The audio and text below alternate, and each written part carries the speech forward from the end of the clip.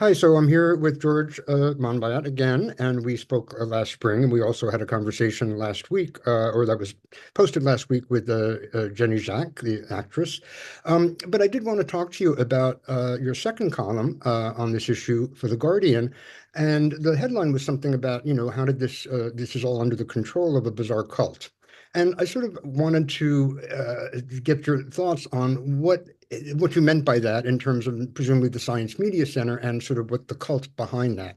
And the question I really have is, how did such wackadoodles become the arbiters of science in the UK? It just seems so completely bizarre that a, Rwanda genocide minimizer like Fiona Fox, the former head of the SMC, who also incidentally compared pace critics to Nazis. Um, how did this person and this entity become the arbiter of neutral, the purported neutral arbiter of science in the UK? Well, it's a good question, and it reflects the fact that my profession, journalism, is probably more gullible than any other profession on earth. I mean, you can basically persuade journalists of almost anything if you sort of dress right and speak right and purport to have a clear and simple story, then they'll just fall at your feet, as long as it doesn't conflict with the demands of capital, obviously. Um, but classic example. It's a wonderful series which I encourage people to watch. I mean, a chilling series also about the Rael cult on Netflix. Mhm. And this bizarre cult built around this crazy guy, um, it claimed to have cloned a human being. And the only evidence for this it had was some people standing around in lab coats with some fancy looking equipment and no evidence whatsoever. This was international news everywhere, all over the world. This weird cult claimed to have cloned a human being, and there were all these sort of chin scratching discussions on the mainstream media. Is this ethical or is this not? Of course, they've done no such thing. It's just a way of publicizing themselves. But all the most serious outlets gave it publicity, exactly what it wanted.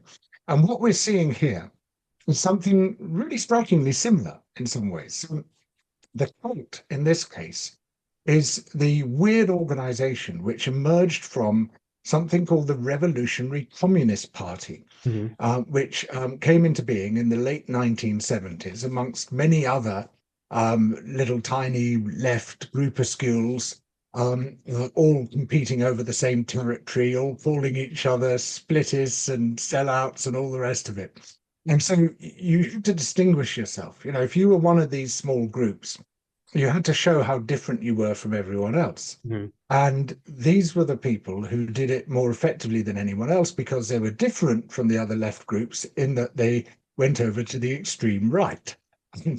And they Is this an professed, I example? mean, Is this an but to example begin, sorry, is this an example of yeah, so extreme left and the extreme right sort of meeting on the other side kind of thing?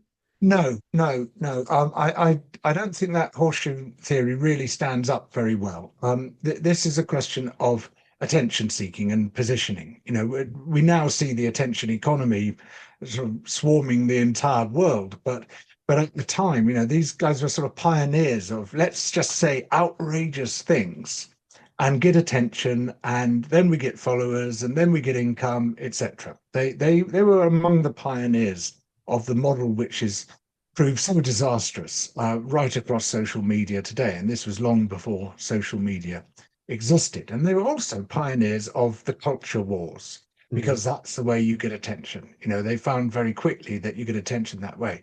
But I think as time went on, they began to believe their own rhetoric. So among their extraordinary positions, which were marked out by their cruelty and their brutality, was they campaigned against a ban on landmines. Mhm. They campaigned Against the ban. Okay.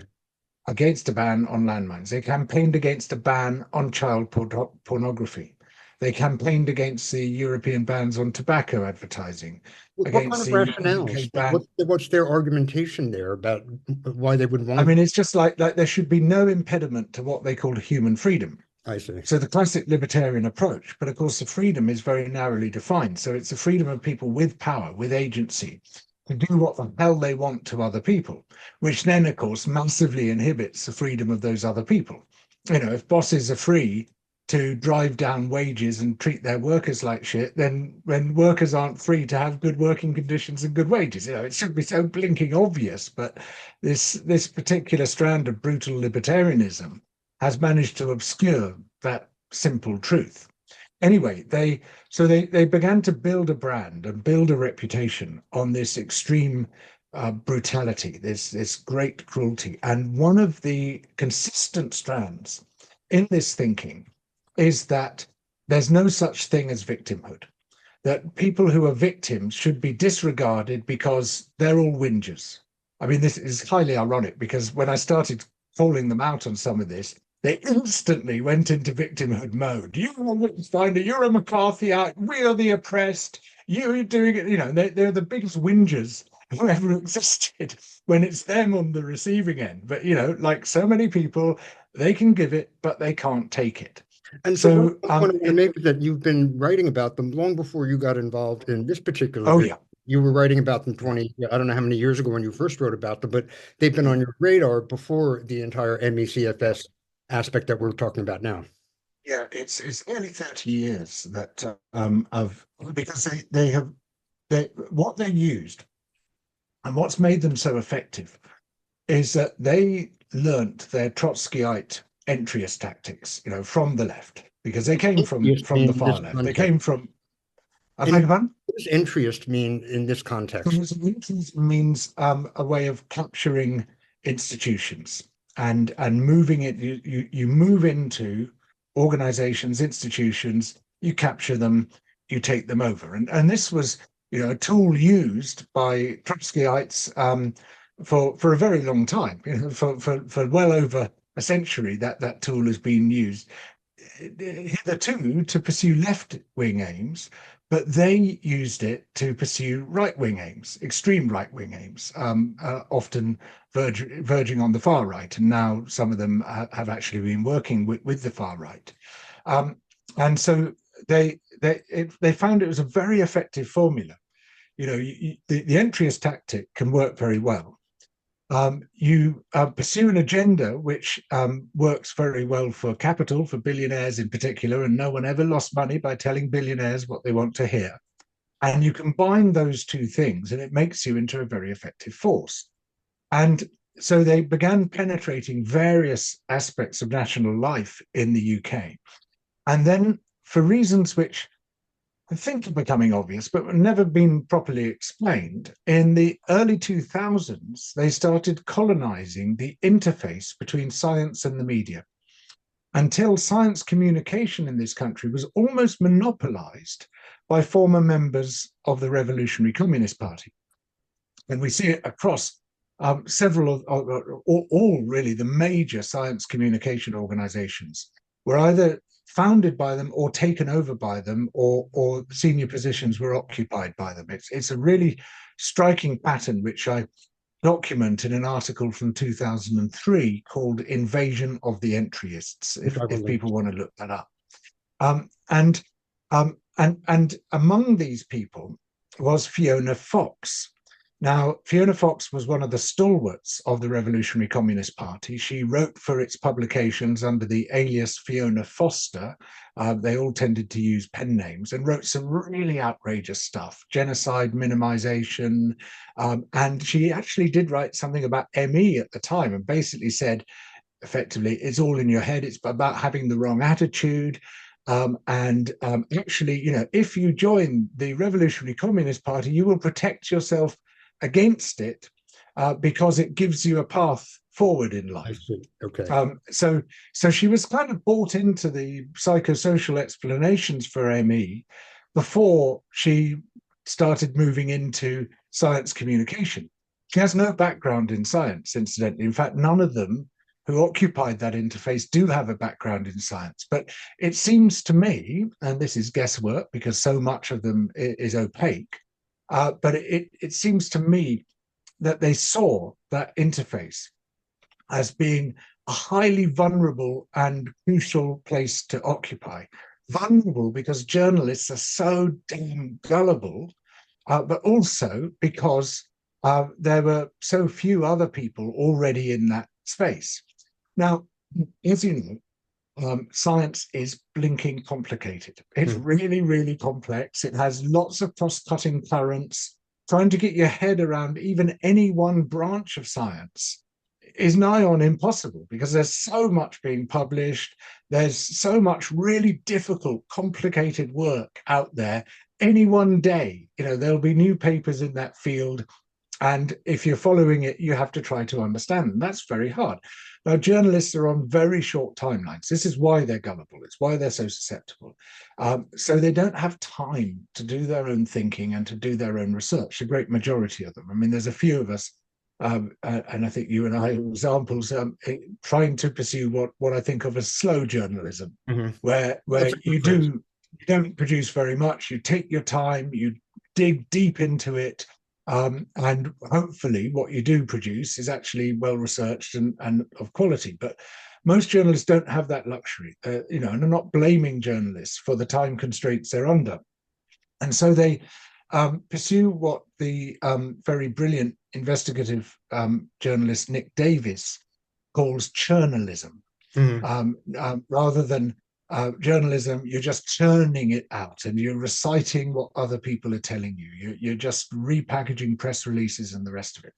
And the Science Media Centre and the other groups occupied by these former RCP people, Which are um, just to be they clarify, I'm sorry we have a little bit of a time lag, so it sounds like I'm interrupting you. I'm not really trying to interrupt you, but so we have Science Media Center and Sense About Science is another one. yes. These So organizations. yeah, and there's a whole series of them. Let me just give you some examples.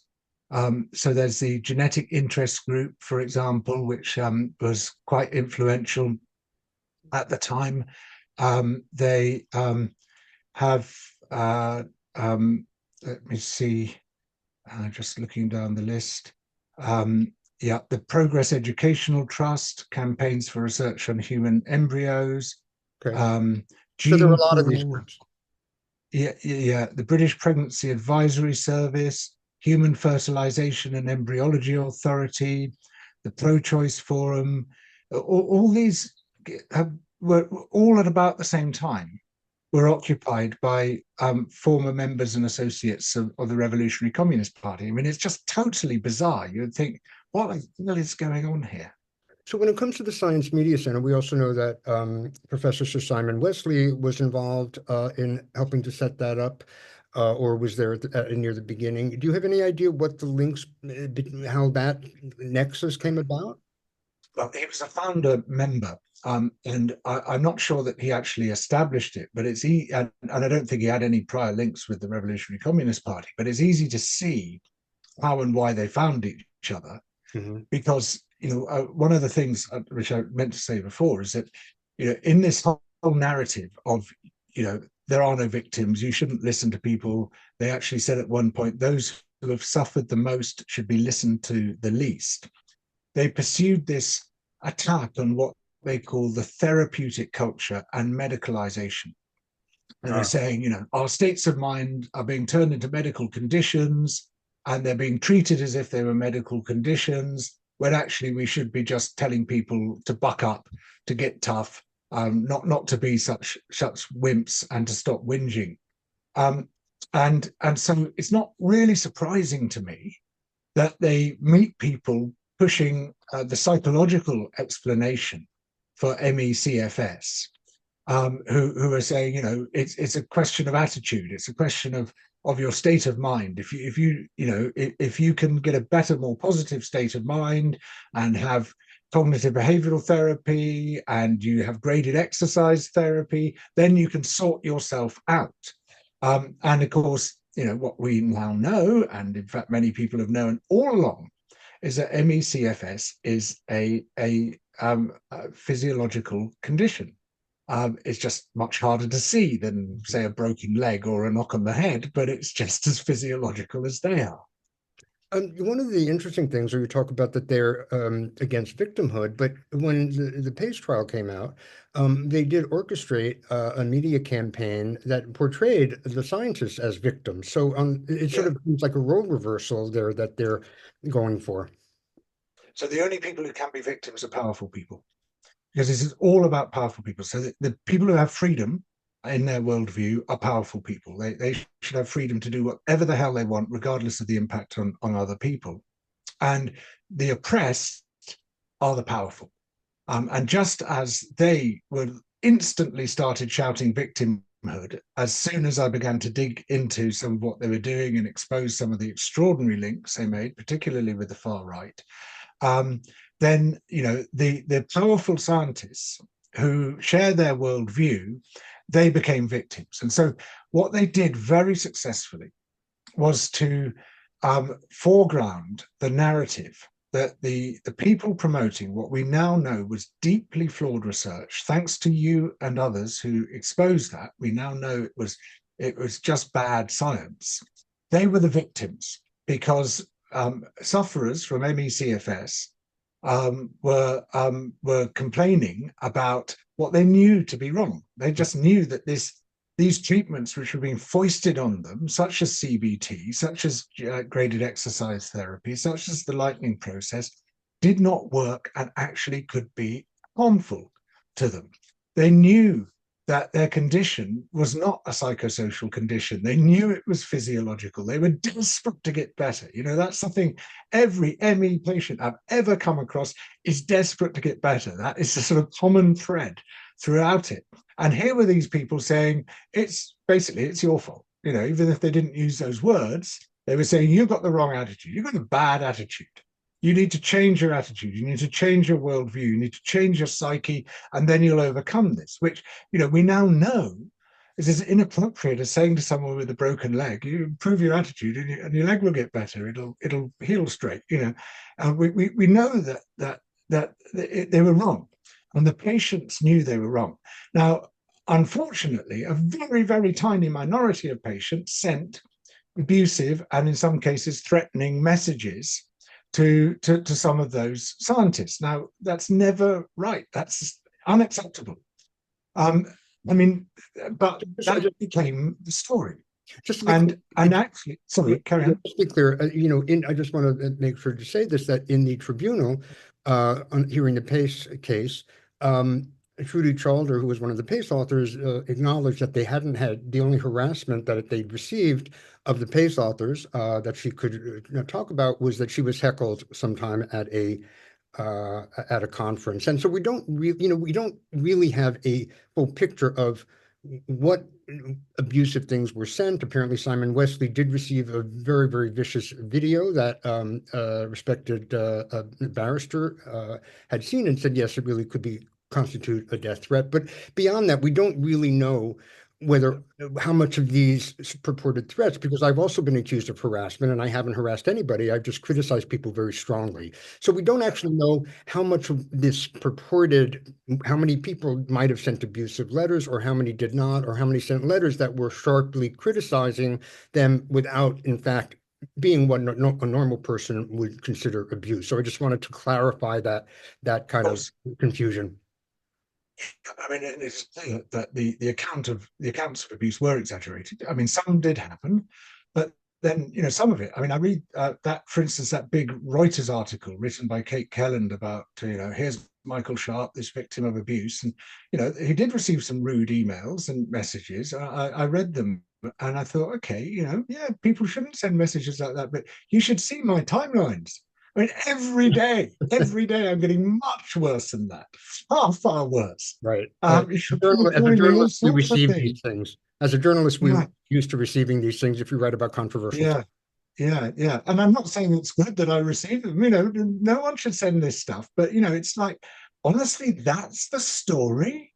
So you've got two competing stories here, which you could tell as a journalist. If you stand back from this, you can say, right, here's a story in which hundreds of thousands of people in just this one country alone, in the UK, we don't even know how many hundreds of thousands because it's been so neglected, but hundreds of thousands of people are suffering from a really horrible disease, which, in its extreme manifestations has been judged by doctors to be worse than stage 4 lung cancer because of the horrendous way in which it limits your life. It shuts down everything. It means you just can't do anything.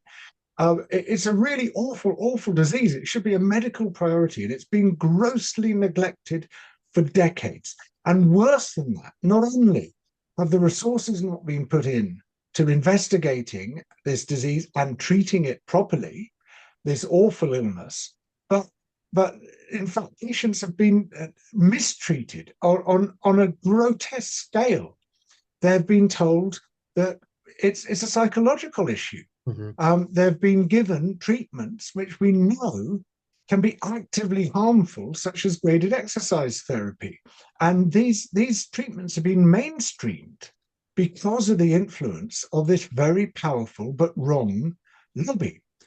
So you got that as one possible story, right? Yeah. Huge life-changing impacts for hundreds of thousands of people. The other possible story is a handful of scientists have received a handful of rude emails. Now, which of those two stories should be considered most important? Which should be considered most salient? Which, as a journalist investigating these matters, would you prioritize? Surprise, surprise, almost everyone in the media prioritized number two. A few scientists receiving a few rude emails. Now, that to me is a massive journalistic failure. So what about the idea that, as we know, in a couple of prominent journalists, including Kate Kelland that you mentioned, appeared in promotional materials for the Science Media Center?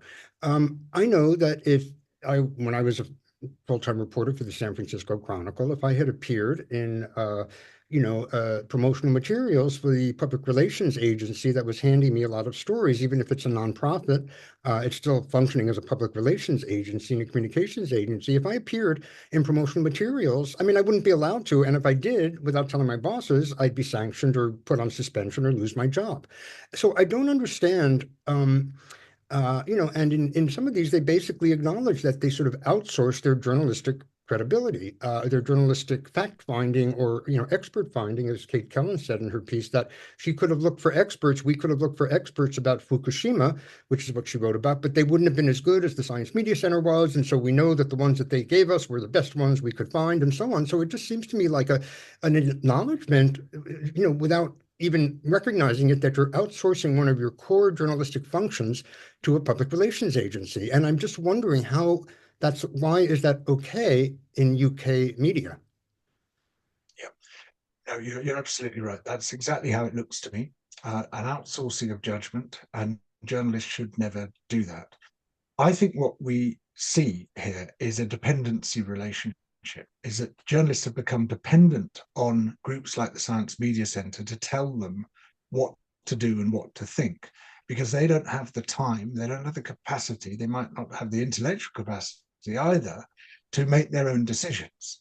And so they then become highly responsive towards those groups that they're dependent on, and come to see those groups as a kind of voice of God. They're not challengeable. I'm not taking a partisan position by siding with these groups and by writing for their 10th anniversary review and saying how wonderful they are, because they're non-partisan. They're the voice of God. They're just the objective truth that's being handed to me. And so we see journalists just throwing their objectivity out of the window, and this shaming relationship developing. And I was particularly struck, we had Tom Fielden, the science editor for the Today programme, which is perhaps the premier news source in the entire United Kingdom, who had, in my view, swallowed the SMC line, hook, line and sinker. And then he's writing in their 10th anniversary journal saying, the scientists were prepared and steered and handed to me by the Science Media Center. Isn't this wonderful?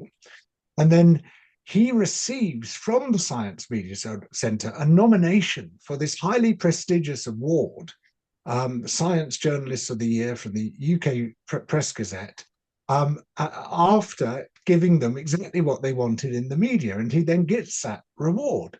And this is not how journalism should operate. I like Tom. I mean, I've known him for quite a long time, but I'm just pretty horrified that he would allow the relationship to become that cozy.